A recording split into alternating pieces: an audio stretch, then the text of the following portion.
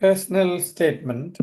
So do we need to worry about this now? Because we're going to do only at the end of we've got months and months time. But actually speaking, yes, we need to worry about it because in our experience, we, we had seen some personal statement where they've done loads, but they don't know how to put it in order or what is expected to get into the medical school. See, when I say they've done loads, that's the tricky thing because it's not like you have not done anything, you have done loads. We need to group it and then what's more important and what's asked. Like Akshay said about the keywords in the exam, like a A-level exam, but here it's exactly the same. What is expected and what to look for. And this is what like a preparation you're doing for months and months and then summarizing in just like see, I'm about to say like in a page, but it's not a page. The format is different. Personal statement. It's more easier, I would say, when they started like the different format because they ask you specifically what are the things you do with this, what are the things we do with this, and that's why we thought, based on our experience, it's definitely to share you what is needed, and you can work on the whole year, and then it's a smooth journey to present who you are and what you learned in the personal statement. First of all, what medicine means to you? That means like why do you want to become a doctor? That's a we can't escape that question from interview in wherever you go.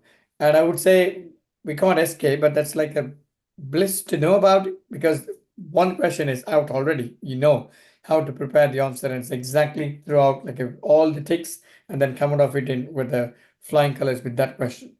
So with regard to what medicine means to you, there are different reasons. So you can say, for example, like a basic subjects, we're interested in biology, we're interested in learning about humans.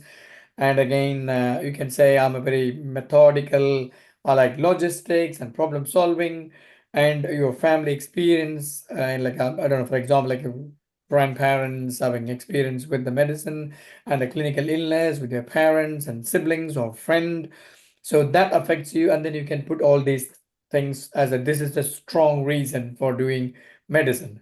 See, one good example I want to mention is, see, when we see one of the personal statement, one of our students earlier, but like she went to St. John's medical like ambulance services and then got attracted to it, and she liked the like a swift response and then is saving lives and things, and that drawn her to the medical profession.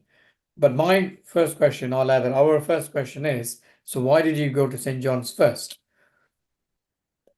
These are the things, because yes, people are doing it, but you need to go step back and say, why did you go to St. Not everybody goes to St. John's. You decide to become a doctor and then only you look for it. Then the question is, why do you decide to become a doctor? So there are so many options. There's no right or wrong, but you need to pick the most convincing one and not like avoiding cliches and things. You need to do that. That's the first one. Second one is, what have you learned about being a doctor? And this great with the work experience. So about being a doctor, what are the being a doctor means we are talking about like skills and attributes and qualities, what you know about it. Let's say communication skills. Okay, we need definitely communication skills for being a doctor. And it's like a maybe basic communication and then advanced communication, the difficult situations. So we need to see this as one we discussed. It's a straightforward with Ryan and Carol doing a role play. It's a straightforward, but it's not about the communication. Communication was excellent because she felt listened to, empathy was there, but the decision making is completely different.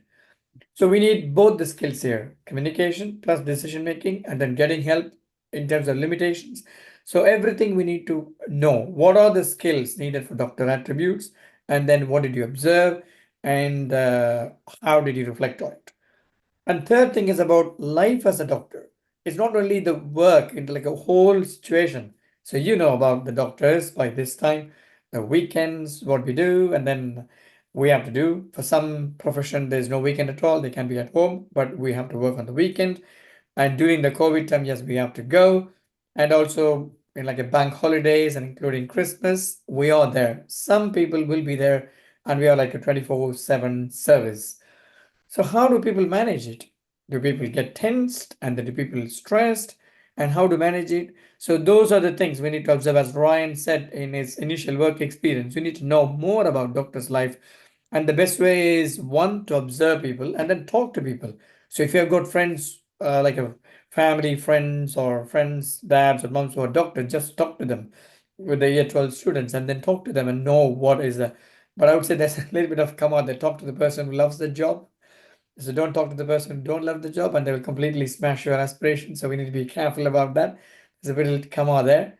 So you need to talk to people like maybe our team, passionate, and then we will tell you exactly how we enjoy. Even though, yes, it is busy. It's busy everywhere. It's not only doctors. Any profession. You tell me one profession where it's not busy.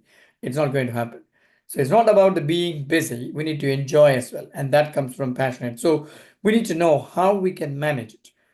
And again, it's linked to like a skills and why they're important for the doctor, the your skills. Say, I've told about communication skills. Yes, the doctors need good communication skills. And as like a student applying for medical school, how is your communication?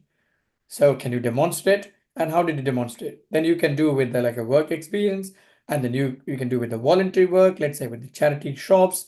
And then like Ryan did like in his like a work experience or volunteering, like giving meals to elderly people, then you can communicate with different people. Then you can show I did this, my communication improved.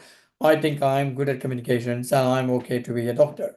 So that's how you need to say.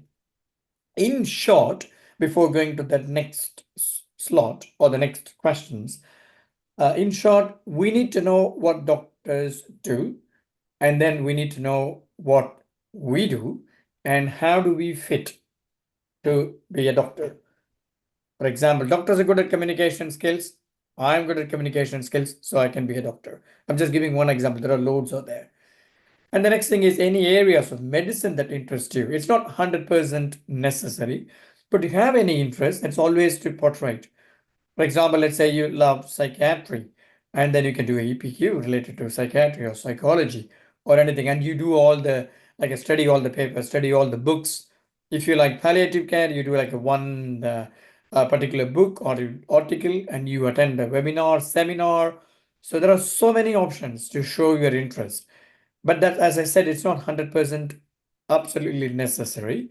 But if you had one interest, you can just explore. Let's say you are interested in neurological problems, then you can do a EPQ on those things. Then that shows your interest. And that's like inviting people to ask questions in the interview.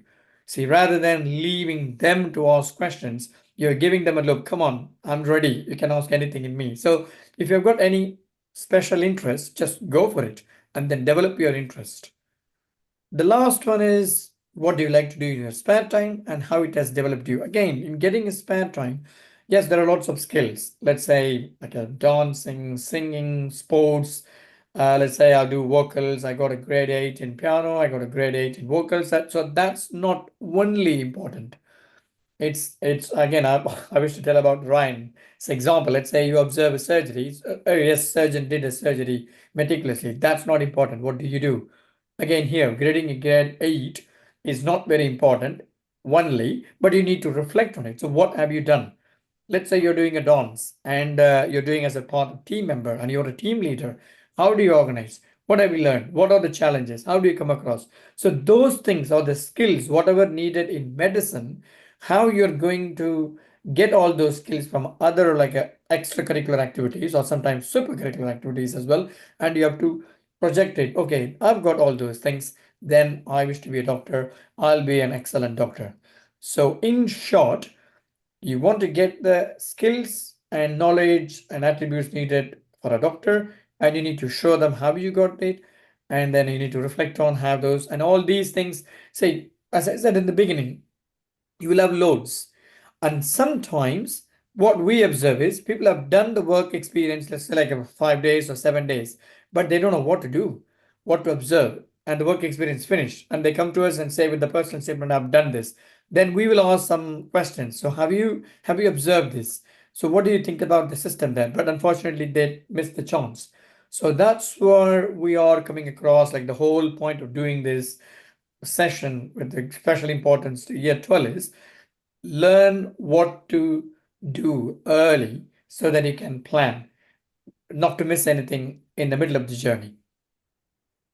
Thank you. Next slide, please. I'll hand Thank over you. to Mrs. Karen for the next slides. Thank you. Thank you. Thank you. Well, clearly you've already heard so much of what Way2MedSchool offer, but it doesn't end there. And so I'd just like to talk you through other things that we offer. For example, the interview course and mock interview. So as you can see from the slide, what Way2MedSchool offer is an online and a face-to-face interview course. And all areas of the curriculum are covered. So whether you opt to join us for an online course or face-to-face, the same principles apply and the same things will be covered, which is all aspects of the curriculum. And all the experts from Way2MedSchool will be there delivering that course for you. But what's particularly important about the interview course and the mock interview is that we always allow plenty of time for questions and discussions and debate.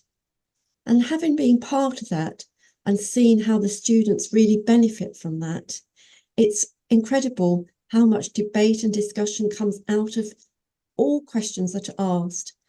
And I can see that students also learn from each other, as you might expect.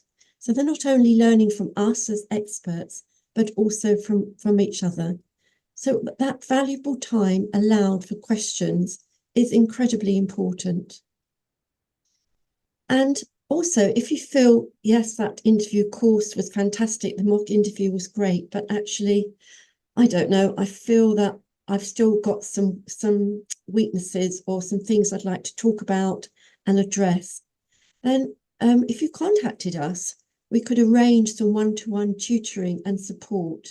And that would give you the chance to really drill down and look at what it is you feel that you're not quite strong enough on, areas that you feel, I don't know, I'm just not quite ready for that interview course in that aspect or that mock interview. And then we can go over that with you and give you some individual tuition just for you, just to guide and support you so that your confidence will increase and you will feel much more able to ace that interview. Now, as you can see from the slide, the interview course and mock interview is available to Year 12 students to attend the course, but to be only observers in the mock interview.